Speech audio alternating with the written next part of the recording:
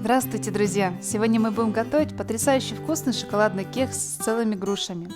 Рецепт поделен на две части, и в первой нам нужно особо подготовить груши. Используйте твердые и сладкие сорта груш. Мы их чистим, оставляя хвостики, и несем в плите, где в сотейнике уже греется вода. Вливаем вино в воду в соотношении 1 к 2. Используйте красное вино, а сухое или десертное выбирайте по своему вкусу. Внесем нотки пряности и сладости. Я добавила имбирь, корицу и гвоздику. Именно они оттенят аромат груши.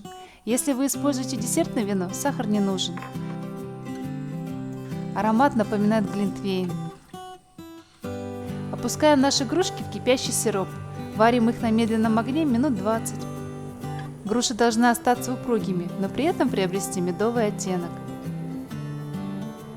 Оставляем их понежиться в сиропе и достаем, чтобы остудить. Сироп нам пригодится для теста. В общую чашу просеиваем муку через сито.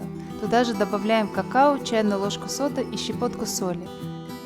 Какао много не бывает. Чем больше, тем шоколаднее вкус. В отдельной емкости взбиваем мягкое масло с сахаром до образования светлой пышной массы.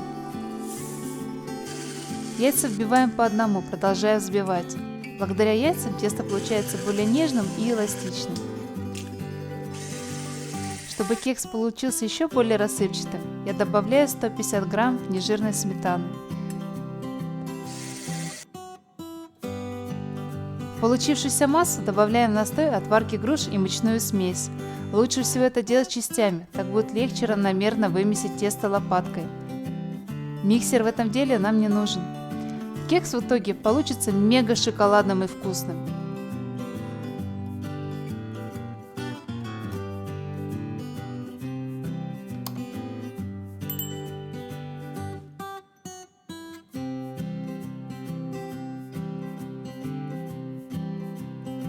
Форму обязательно застилаем пергаментом, иначе сложно будет вынуть кекс, не повредив его.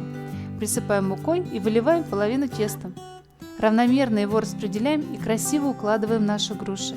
Форму лучше брать широкую, чтобы грушки кокетливо торчали. Выкладываем аккуратно оставшееся тесто и ставим кекс в предварительно разогретую духовку до 180 градусов. И выпекаться будет минут 50. Готовность кекса проверьте деревянной шпажкой, она должна быть сухой. Один только вид этого кекса говорит о том, какой насыщенный шоколадный вкус он имеет.